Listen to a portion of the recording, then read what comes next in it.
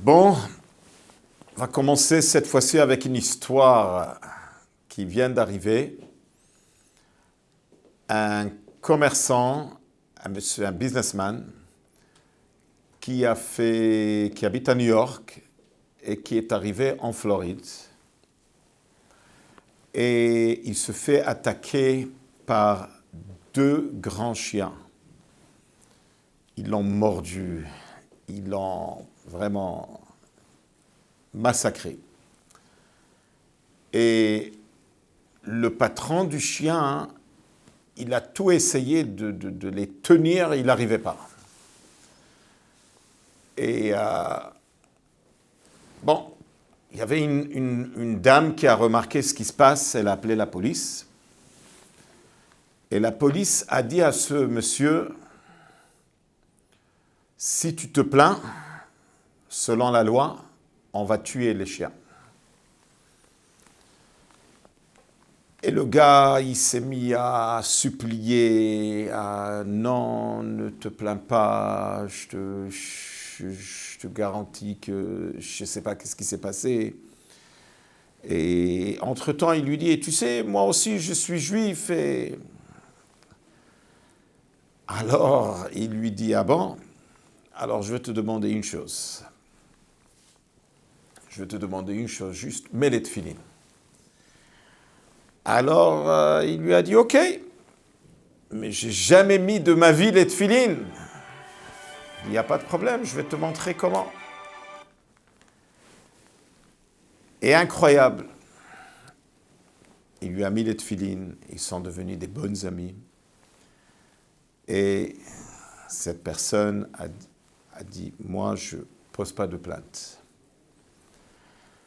Et on sait, comme le rabbi disait, que si on arrive à convaincre un juif à mettre les tefilines, une fois dans sa vie, il sort de ce critère de karkafta. C'est un critère qui est marqué dans la Gemara, dans Masechet Rosh Hashanah, que c'est très dangereux. Quelqu'un qui n'a jamais mis de tefilines. Voilà, une belle histoire pour commencer. Là, on va passer à la paracha de cette semaine, où la paracha, elle démarre d'une manière différente que tous les parachiotes. Normalement, Vaidaber Hashem el Moshe le mort, Tzav et Bnei Israël, donne un ordre au peuple juif. Ici, ce n'est pas marqué Tzav, c'est marqué Ve'ata te tzavé. Et la question qui se pose, pourquoi c'est différent? Et de là, nous comprenons que la paracha de cette semaine, elle veut nous donner un grand message. Et ça remonte à un moment quand le communisme a fermé les synagogues, ils ont fermé les écoles juives. Et il y avait des millions de juifs qui habitaient en Russie. Il y avait un grand danger pour le judaïsme. Et à ce moment-là, le grand tzaddik Rabbi Yosef Yitzhak Schneerson, le 6e rabbi de Chabad, il était en train d'encourager tout le monde qu'il faut être prêt à donner notre vie pour le judaïsme. Il a ouvert des synagogues souterraines, des écoles juives souterraines. Et voilà, cette histoire remonte à l'année 1927. C'était comme cette année, quand il y a 2 Hadar. Alors dans le premier Hadar, il y a une journée qui s'appelle Purim Katan. Ça veut dire que c'est une journée qu'on célèbre, il n'y a rien de particulier, on ne dit pas Tachanoun, mais c'est un moment qu'on célèbre. C'est le 14 Hadar, et comme la Gemara explique, en réalité, on aurait dû célébrer Purim le 1er Hadar, mais la conclusion de la Gemara, dans Masechet Megillah, on célèbre Purim le 14 Hadar 2 parce qu'il faut que ça soit le Hadar qui est proche au mois de Nissan. Donc il y a la lumière de Purim, elle brille dans cette journée. Et donc c'est une journée à célébrer. Mais à ce moment-là, à Moscou, on n'avait même pas le droit de se réunir. Rabbi Yosef Yitzhak, il a annoncé qu'il va donner un discours, qu'il va donner un mahamar de Chassidut. Et les gens se sont réunis. Et malheureusement, il y avait des espions de la part de KGB qui étaient là-bas. Et Rabbi Yosef Yitzhak était en train de parler que la paracha de cette semaine est en train de nous dire Ve'ata tetzave, tetzave vient du mot tzaveta vechibur, alliance. Le rôle du leader du peuple juif, c'est qu'il connecte les juifs avec Dieu. Et c'est ce qu'on a vu à l'époque de Haman, quand les juifs étaient en grand danger. C'était Mordechai qui a inspiré la Emouna.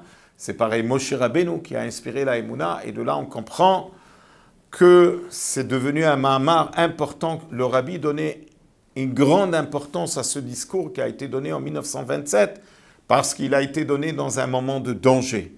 Rabbi Yosef Yitzhak, quand il était en train de parler, il y avait des espions qui écrivaient chaque mot qu'il disait, où il disait qu'il faut continuer à étudier la Torah, il faut surtout enseigner la Torah aux enfants, il faut se sacrifier pour, et on sait que quelques mois plus tard, il a été pris en prison, il a été condamné à mort. C'était une conséquence de ce discours qu'il a donné. Bien sûr, après Hachem, il a fait un très grand miracle, qu'il a été libéré, mais c'est un mahamar qui inspire et qui nous donne ce message qu'il n'y a rien qui doit nous arrêter pour faire notre judaïsme. Alors, exactement il y a 30 ans, le rabbi était debout sur ses pieds, juste avant qu'il tombe malade, et il a donné son discours qu'il a donné basé sur le discours que le rabbi précédent a dit en 1927. Et le rabbi était pendant des heures en train de distribuer ce mahamar. Donc on comprend que ce mahamar est en train de nous parler que quand le juif il traverse des moments de difficulté, des obstacles, comment un juif il doit se conduire. Alors, je veux vous parler ouvertement. Ici, au Québec, on nous a fermé les synagogues sans aucune raison logique, soi-disant à cause de Covid, mais en même temps que le Costco est resté ouvert, en même temps que les IGA est resté ouvert, en même temps que le travail était permis, en même temps que le bus un sur l'autre s'est permis, le métro un sur l'autre s'est permis, les aéroports c'est ouvert. Mais la seule chose, une des choses qui a été fermée à cause de Covid, c'était la synagogue. Alors je veux que vous sachiez que la Megillah, elle commence et elle dit « Vayhi bimé Achashverosh ». Ils disent nos sages que chaque fois qu'on dit « Vayhi bimé », c'est un moment de malheur, c'est un moment de tzara. Alors il y a un passou qui dit « Vayhi bimé Achaz ». Disent nos sages, c'était un roi juif qui a décidé de fermer les synagogues parce qu'il ne voulait pas de Torah. Alors le Medrash, il dit Im en bate knesiot ou bate medrashot, en hakadosh baruch hu mashre shchinato ba'olam. S'il n'y a pas de synagogue, hakadosh baruch il ne va pas amener sa présence divine dans ce monde. Vous pouvez imaginer qu'est-ce que ça veut dire le danger d'avoir une synagogue fermée. La shechina, la présence divine n'est pas là dans ce monde. Et donc, Baruch Hashem, que cette semaine, le gouvernement a décidé qu'on ouvre officiellement de nouveau les synagogues, mais je veux que vous sachiez que c'est un décret dur, un décret inacceptable, mais il faut que, Am Israël, il faut qu'on se réveille, il faut qu'on sache que peu importe ce qui arrive, il faut que le juif il se connecte encore plus à la Torah quand il voit des décrets. C'est ça le moment. Ça veut dire, en d'autres mots, le discours que Rabbi Yosef Yitzhak il a donné en 1927 doit nous inspirer dans notre génération, dans cette année 2022, 5782, quand il y a eu des décrets sur les synagogues, qu'un juif il doit se connecter encore plus profond avec la synagogue et devenir maintenant plus qu'avant. Et je vais clôturer avec une histoire qui va nous donner, qui va nous éclairer. J'ai un cousin qui est le chaliard du rabbi en Autriche, qui s'appelle le rabbin Yaakov Biderman.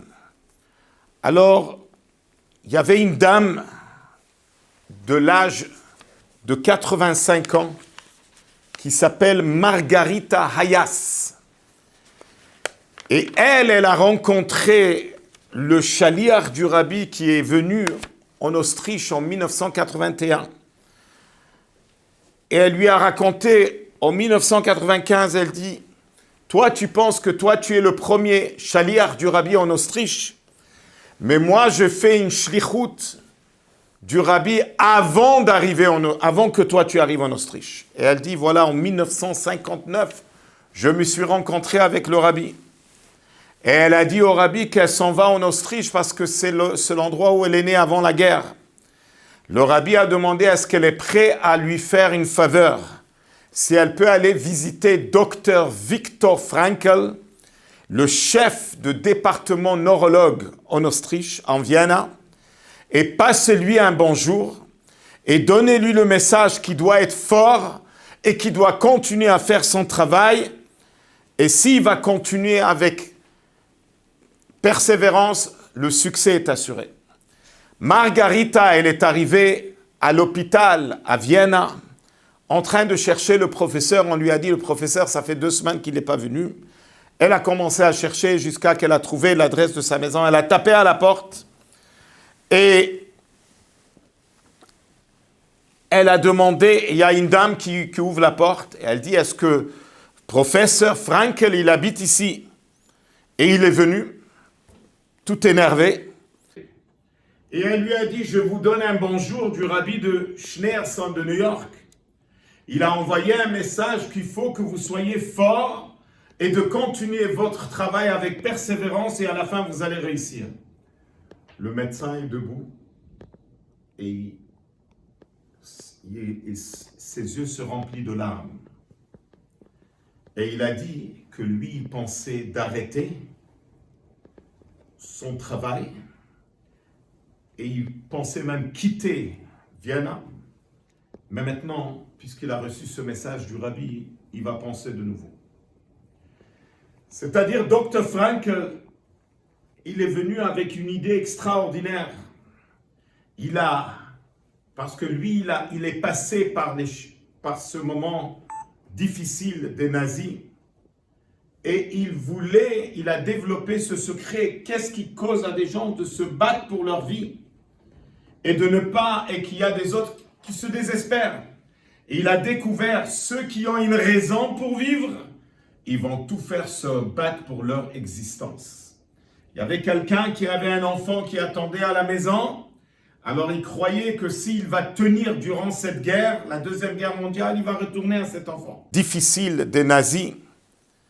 Et il a développé ce secret. Qu'est-ce qui cause à des gens de se battre pour leur vie et qu'il y a des autres qui se désespèrent.